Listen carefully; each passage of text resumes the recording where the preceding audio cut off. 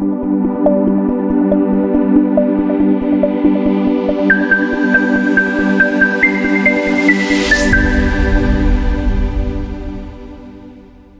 everybody. Hi, Helene. Good morning. Still good morning from north of Copenhagen. We are in Gladsaxe Kommune, north of Copenhagen. We're hosting this webinar to really tap into the challenges of preparing or not preparing for the green transition, the change processes that companies aspiring to become more green are going through today. Here with me, I have Jesper. I will let him introduce himself a little bit. We prepared a presentation and we'll set up the agenda. If we can see like what is going to be in the house for everybody. Yeah, we'll start with an introduction. Then we'll go into what does it mean, the green transition? What does it mean for organizations? Of course, we want to tap into the idea of that it is a transformation process, organizational change, though the change is not very, is not a word that everybody likes. Then we'll look into the challenges that we are encountering when we are going through this transformation. I mean organizations in general, but also we as people, right, as employees. And of course, we'll have time at the end of the session for a Q&A, and we will wrap up with the presenting what's coming up, and looking forward to also hear questions and challenges from you. Yeah, should I say? Yeah, I'm Jesper. I work as a business psychologist and consultant, and I've been working with the leadership development, organizational development for 25 years or something like that. So change and the mindset of sustainability and integrating sustainability into business is on almost everyone's agenda. So this is really important, and I look forward to this conversation. Well, I don't know what happened now with sharing the screen. I hope you managed to see the slides as I was sharing. A little bit about myself. I'm Mia Negru, and I'm a co-founder in 2030 Builders. We're developing an IT platform that is supporting companies to go through the green transformation by engaging and educating and enriching the sustainability process, together with the employees. So let's go back into what we promised you, that we're going to go through the agenda. We will just start digging into it and really looking into what is the green transition, what is the transformation, and So should I start? For many years now, and for a very long time, you've seen the sustainability come to the front of the agenda, and it has been a transformation of the public agenda. So there's a lot of pressure on businesses to become sustainable.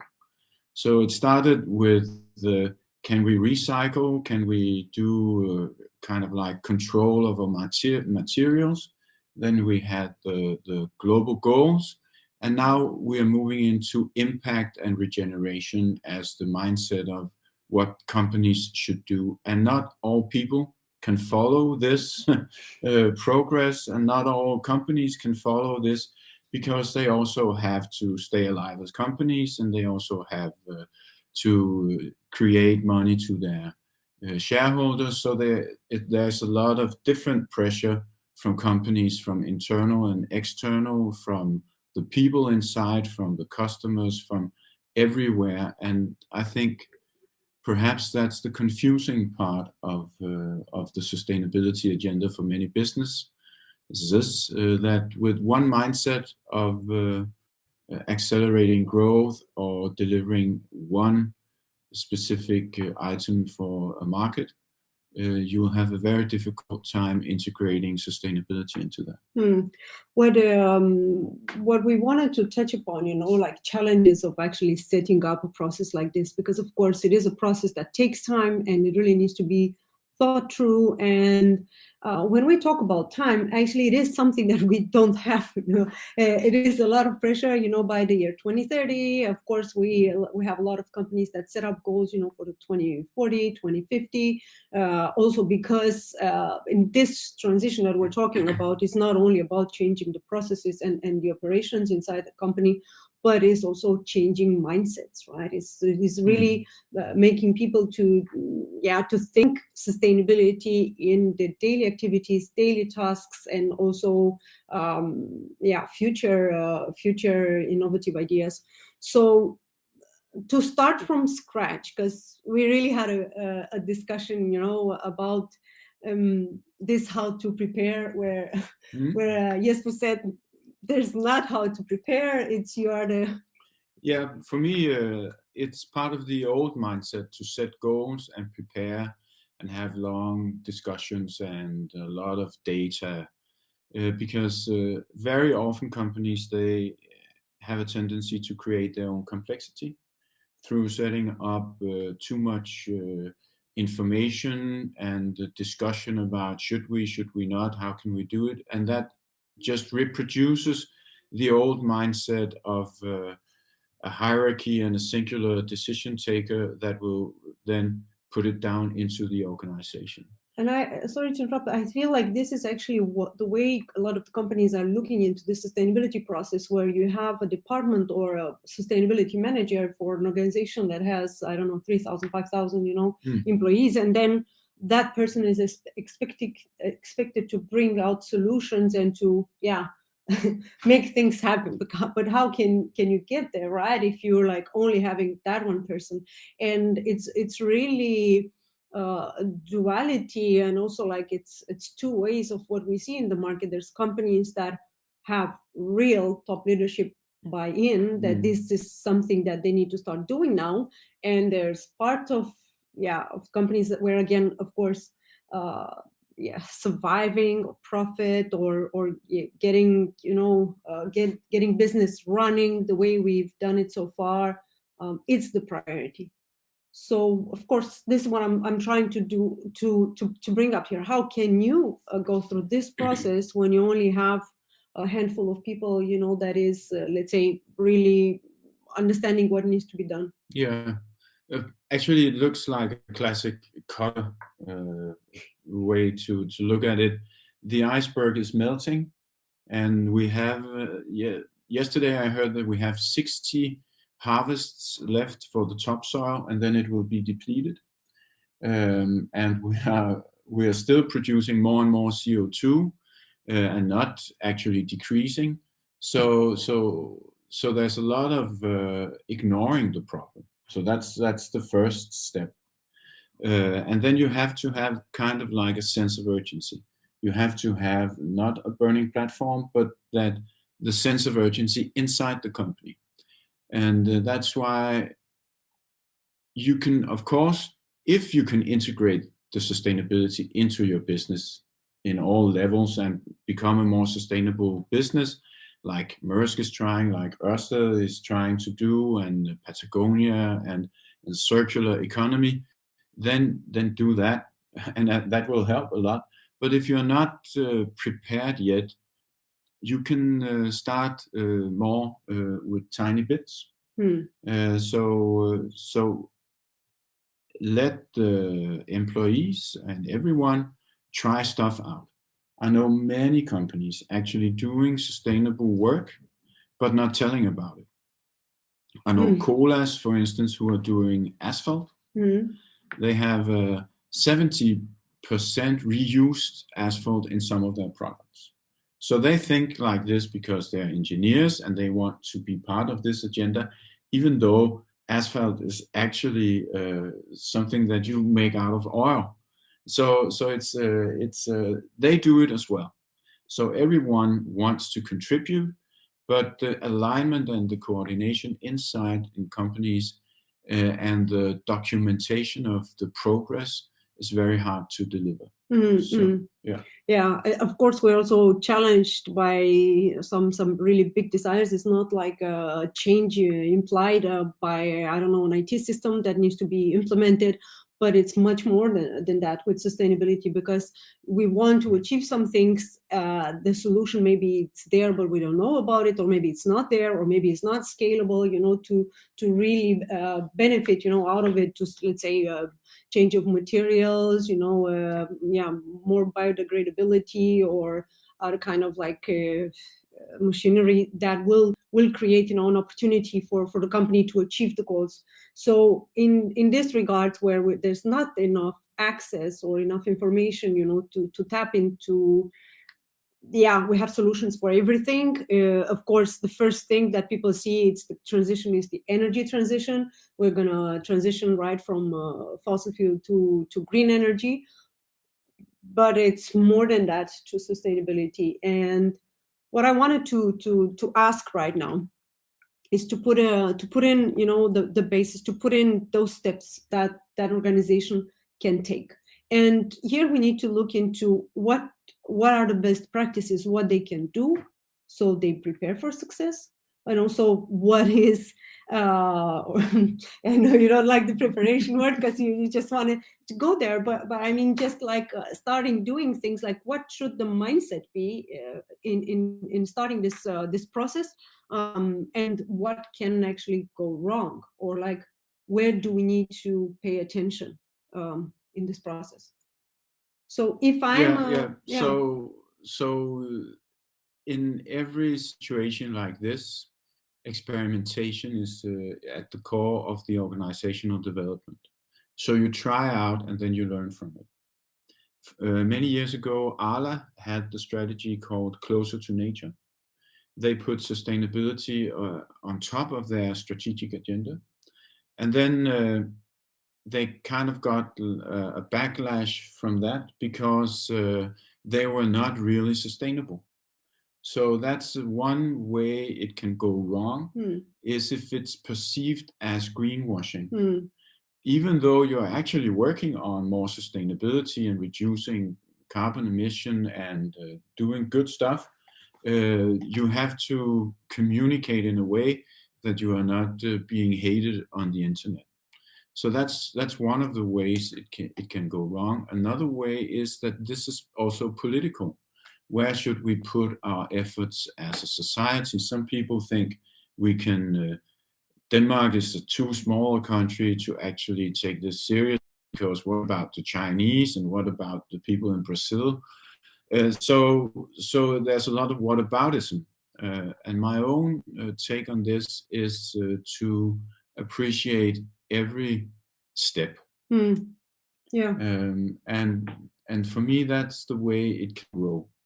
And also in the mindset of people, that the more you talk about it, not in a deficit way, you're not really green, you're not really doing enough, but in more like an appreciative way. Hey, you actually, half of your lawn is for butterflies, and that's good.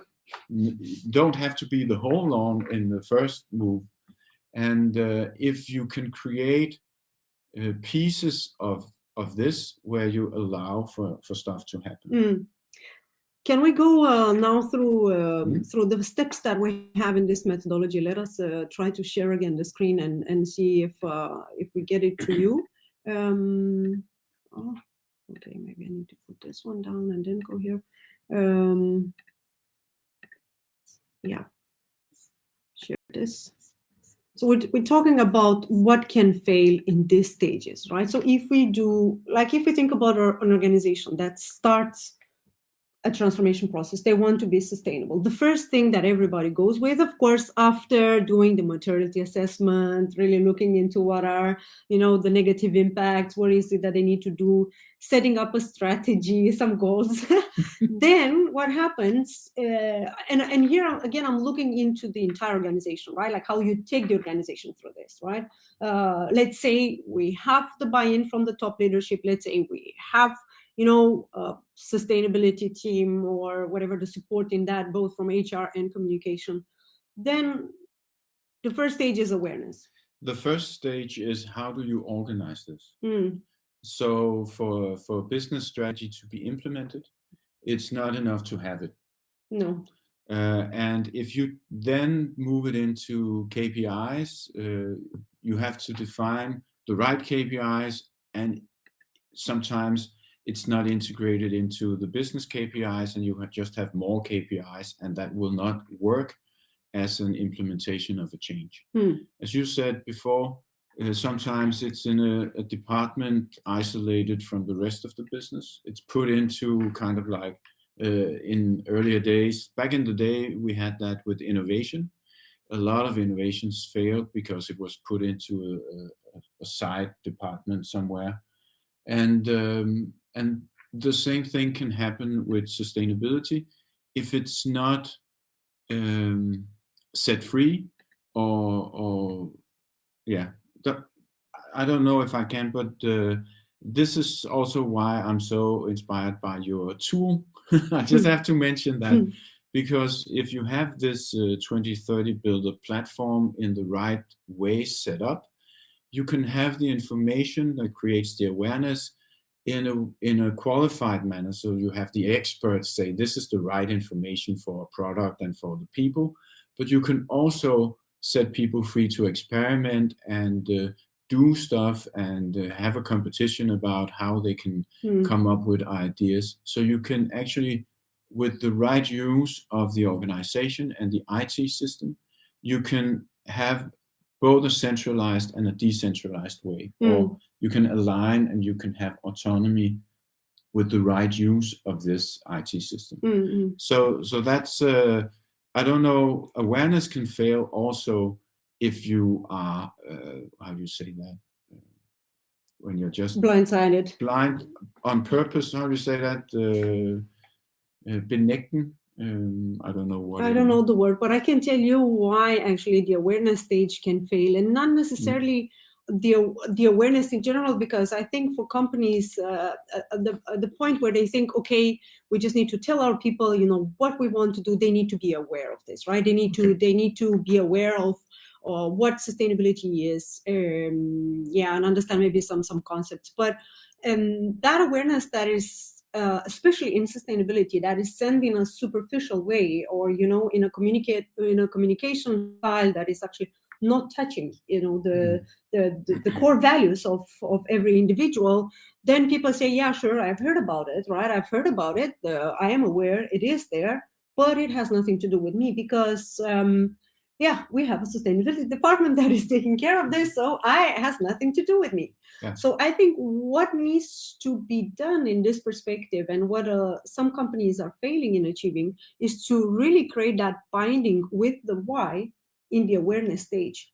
So I think here is where they need to say, well, I understand what sustainability is, but I also need to understand why is it that we need to start acting today. And I feel like this why, this buy-in from the employees is something that creates the path, or it's binding it to the engagement afterwards, right? Once I understood that this has also something to do with me, I will be more incentivized to start doing something. But it's kind of like a circle. Yeah. So to do this, you have to have sustainability integrated into the business. Otherwise, you cannot connect from what you're doing to the impact, and you can align on the strategy. But in order for that to be implemented into the strategy and your core business, you have to work with it and do some experimentation and trials and stuff like that. And to work with it takes awareness. So you have to. Sometimes we think that we have to have a strategy and we have to have it all, but it's not an either or. At least not when it has to work. So I read an April Fool's comment from YouTube at one point, when they said, now we'll stop the channel to count all the videos and categorize it. And that's just stupid. And everyone knows it's stupid. Yeah. But it's kind of the same if you want to stop innovation and have an overview and an oversight of what is actually happening. You have to have a more fluid way of working with it.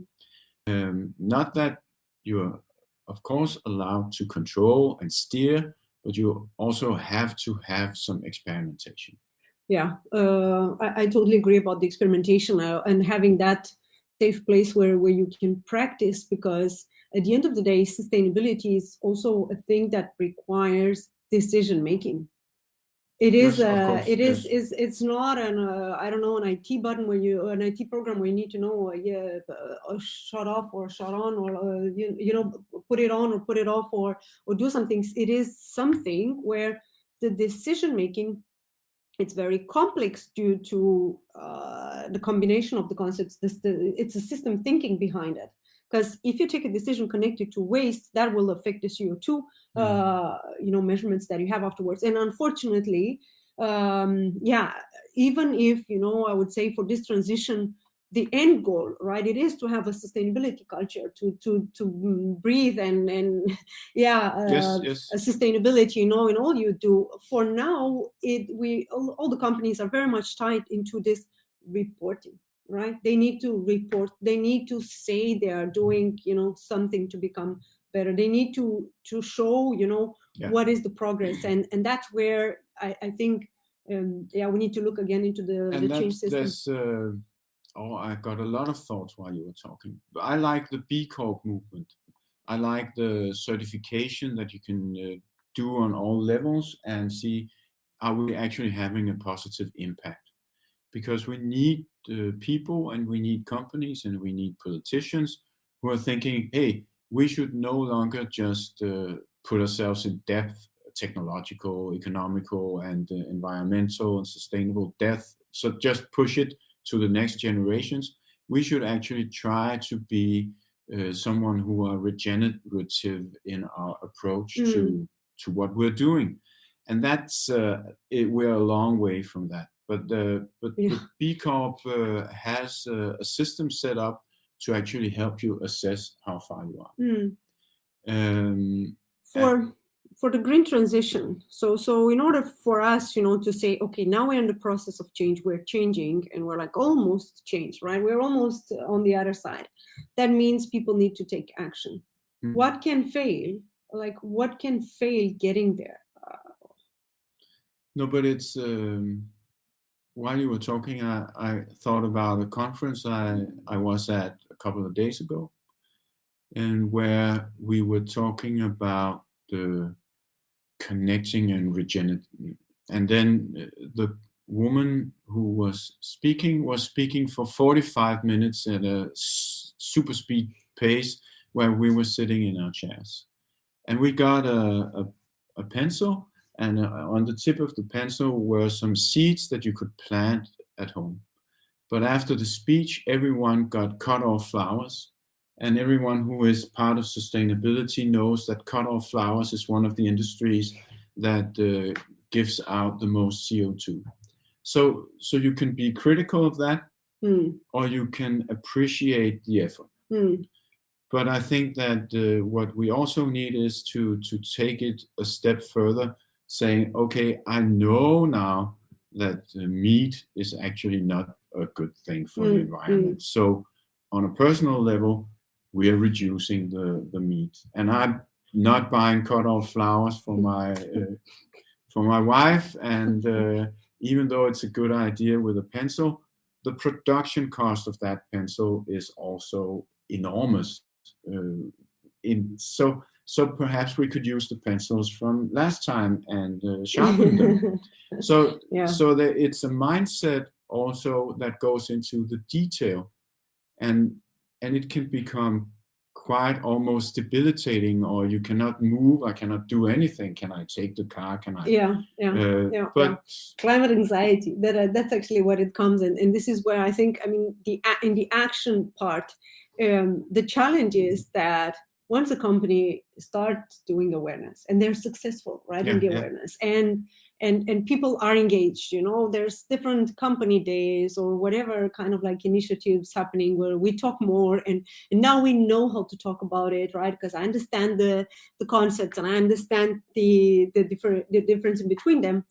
But then if there's not a place where you can actually take action, if we're doing exactly as you say, if we're doing the things the same way we were doing it before, and I don't have a path, for me to take action to and to really maybe impact through my action by, the next step is advocacy, right? But really pointing out those actions as an example for my colleagues and for my community, and it cannot necessarily be, okay, I don't eat meat, right? But it can also be something else connected to work, right? Connected to health and safety, connected to processes, anything that it's connected with a goal, but where while doing that you are somehow being sustainable, that you are doing this for the rationale of being sustainable. Yeah, that actually, when I'm as a psychologist and a social psychologist, when I look at this, I see that we are more and more putting ourselves directly into the world. So where we had a difference between going to work and the product we produce and me, now it's more and more connected. So what my personal actions are matter, and what we do in collaboration in the company matters, and what the company produces matters. So everything is not necessarily aligned, but it's connected. And I think that will be more and more apparent. So it's also an issue of identity and who you are as a person. And what happens with the employees that are coming advocates, from home, like those people that have had this, let's say, maybe family pressure or the social circle pressure, right? I'm thinking about there's a huge potential for success, because how easy is it not to do a couple of vegan dishes in the cantina and get a lot of praise for that, or drive less and get a lot of praise for that. So you also need an appraisal system or an appreciation system, and that can be social, or it could be on your platform, or it can be in the bonus system, performance management, or whatever. But to appreciate the steps towards sustainability is very, very important.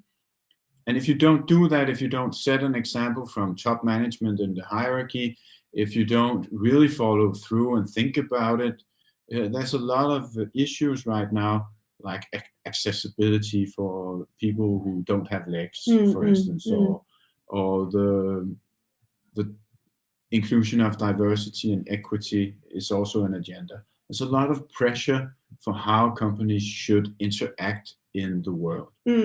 And isn't the answer, because this is what I'm sitting in, I'm like, if all these regulations, compliance measures, certifications, with all the actions that you need to take, everything comes up to top management, top leadership. How do you manage to cascade that down, and like, what would be the approach so that we accelerate this? Because at the end of the day, we're talking about the first step is for management to walk on more than one leg. So you have kind of like explore and exploit. So if you only have exploit and you only produce money, and then you don't have the exploration part of the business. And back in the day when Parsons was making up for social systems, we need to adapt, we need to attain our goals, we need to integrate the new stuff, and we need to make performance better. But all of that has to be in the side of the mind of the top management. So you cannot only focus on one thing. That's a monoculture. Sure. And so you have to have, I would call it an integrative or an inclusive mindset for the top management, and a look of the business that is not only short term. And we see that shift in also huge, large corporations. Unilever with Paul Polman, McKinsey is talking a lot about this. What's it called? Blackstone, I think, the investment. And so right now, or for the last 5 years, companies have started to get real about, we might not have a business if the world is broken. So perhaps we should also play a part in mending the world. And that's the trend we see. But of course, they're also walking on the other leg. So they're also trying to make it a sustainable business for them. So they're trying to make money while doing so. Of course, yeah. But, like economically is one of it's the difficult pillars. just to let go of that. And how can they engage the organization, or what they can do? So, and how much is okay, you know, to get all the employees on board with this, and how much is risky? And yeah, what is your opinion there? I mean, at the end of the day, what we're talking here is this change process, right? Making the transition with everything from what we are today to what we would like to be tomorrow. Yeah. Again, we'll come back to how sustainability at the core of the business and a why and a purpose actually helps also the business owners. And Ørsted, they got rid of part of the business to focus on green tech, and Maersk is doing the same, putting a focused business together on transport and logistics. And that will help a lot, because then you only have to integrate sustainability into one focused business. And I think that's a movement that we see a lot. So that will help. The why and the purpose will help. And also just delegating some responsibility and opening up, or some people would like to call it, hold the space for exploration and experimentation, and then help the seeds that come on the way with appreciation and with scaling, and do that. But you cannot from the top demand new ideas. Come up with a new idea now. We need to have it like delegate some responsibility and create room for action on many levels of the organization at the same. So what I'm hearing here is that besides transparency, what we talked before, experimentation is very important. And of course, really wanted to take the step, right? And because at the end of the day, that's, I mean, of course it's a risk, or it's a big shift, and that might also backfire from different reasons, right? I mean, what happens in the change processes and also in this transformation connected to sustainability is that some people are not convinced about this is the right way to go forward, and there will just be casualties, right, on on the way. Yeah, you can of course, when you have a more focused business and a business with this, you can go into two types of people you can risk losing. You can risk using the young ones who want to live in the world for some time, and actually also want the world to be a living place. Or you can focus on the old ones who are not in the world for that long, and who just want it to be like it was. And you can lose both. But if you do not do the integrated sustainability and the more woke stuff and then you'll just lose the young crowd. And you also lose the people in charge of what is the word on the internet, because they're the ones driving all the shitstorms. So I think you have a lot to lose if you don't do this as a business. Because looking into the advocacy, right? So if you've got people to know about it, they are engaged, they understand why they need to be part of this transformation. They have a path for action, right? They see, okay, now we're changing the way we do things, and you need to be part of it and engage in these new processes, right? And even maybe contribute with some ideas of how we can do the things you're doing today more sustainable if you understand the end goal. Then the advocacy, like once those people understand that the company is trying to do the right thing, of course it's going to take time, right? They understand that they are part of the process, they need to be engaged, they need to participate with whatever they can in the daily tasks, but also maybe outside of the organization. So they become advocates, they become free to talk about what does this mean, what does this take, what is the risk here, like what can fail here. I don't know why you're so obsessed with risk. I just 2 days ago heard from Burzog, and he said, we don't obsess about risk. We shouldn't ever actually use our time talking about what could go wrong. Because we'll just manage once it gets there, right? Yeah, we'll manage when it gets there, and they're having people's lives at stake. So I think more a constructive way would be, if you're afraid that something might fail, do it in a lesser scale. And try to get more information and pilot and exploration.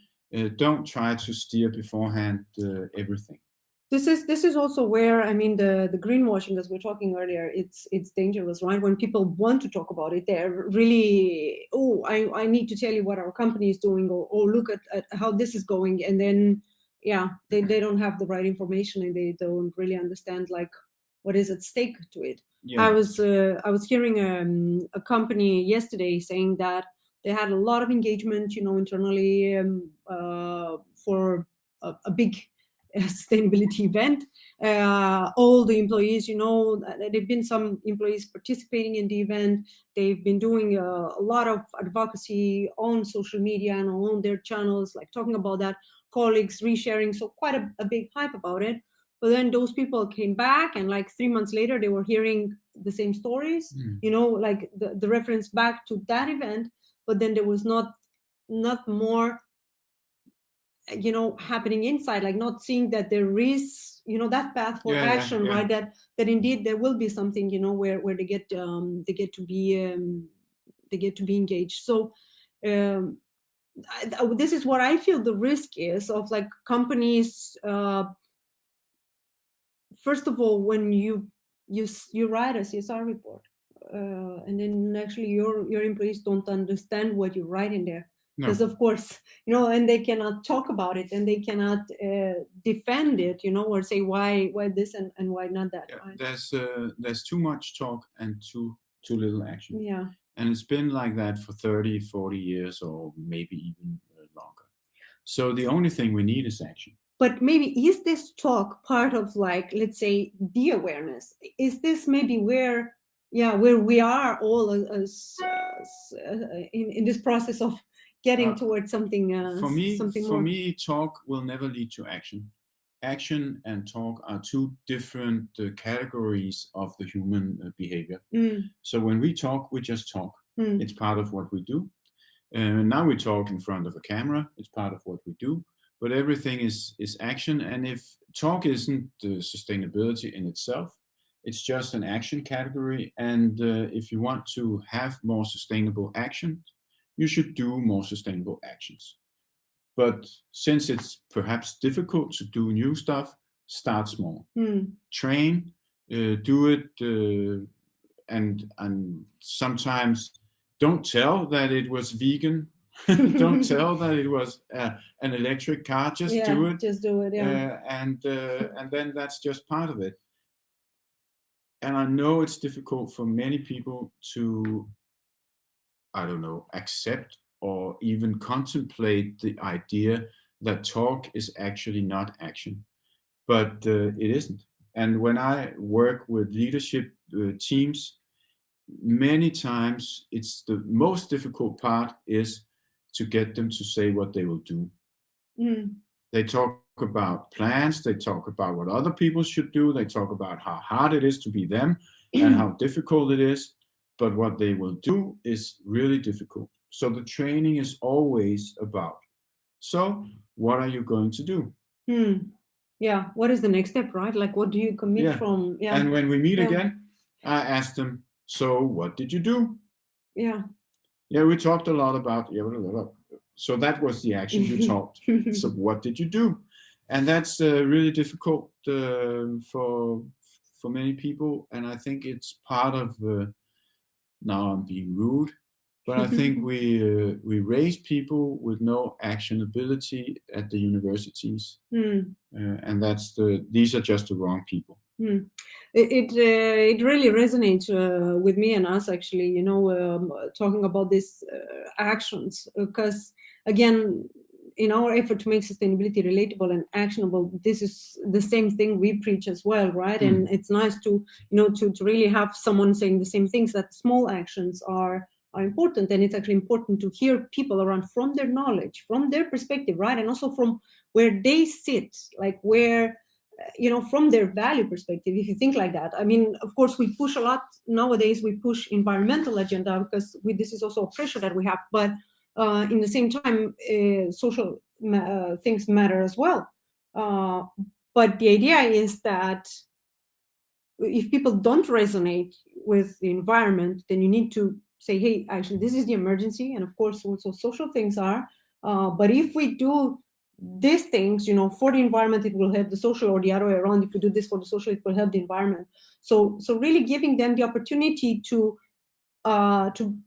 be free to express their ideas in regards to this is one thing I would do. This is one action I would take, but I know it's not connected to eating vegan, but it's like I would do this, right? Yes, but if you understand on a system level, we have so much information, we have so much detail, we have so many disasters. We have them all around in the information system and on the social media and in our daily life. So, and anxiety and pressure are stuff that will make you hide, not act, and especially not act in a new way. True. You need a safe environment. Yeah, you need to kind of relax and say, okay, I'm good actually, so I can perhaps try something new. I'll try the vegan burger today because I'm feeling enthusiastic. And sorry for all the vegan, but it's just the principle for human behavior is scared people are defensive, and people who think there is a positive future together are not defensive in the same manner.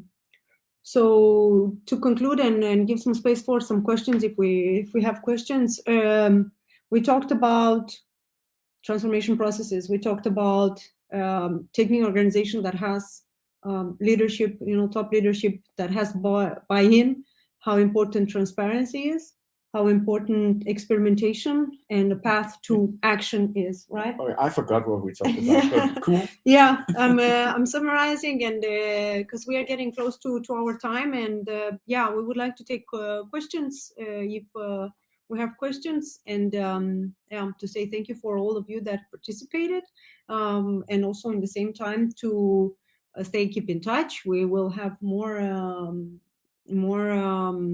guests like Jesper talking about different things that we need to know about in the green transition, from the sustainability manager being the chief engagement officer, and looking from the perspective of employees how they see this inside, and also touching on more technical topics on this. But how can we see if there are any questions? Cool to listen to Jesper's different approach. Refreshing. Yes, indeed. That's why we bring him. And feel free to reach out to Jesper. You'll find him on LinkedIn, and we can also share this. We will have the recording of the webinar, and we will share this as well with the people that registered and they couldn't make it. Do we have more questions? If we believe in the role of partnerships to achieve the SDGs, Sustainable Development Goals, but I think partnerships in general, right? Partnering is cool, I think. Very complex solutions demand that you connect in networks.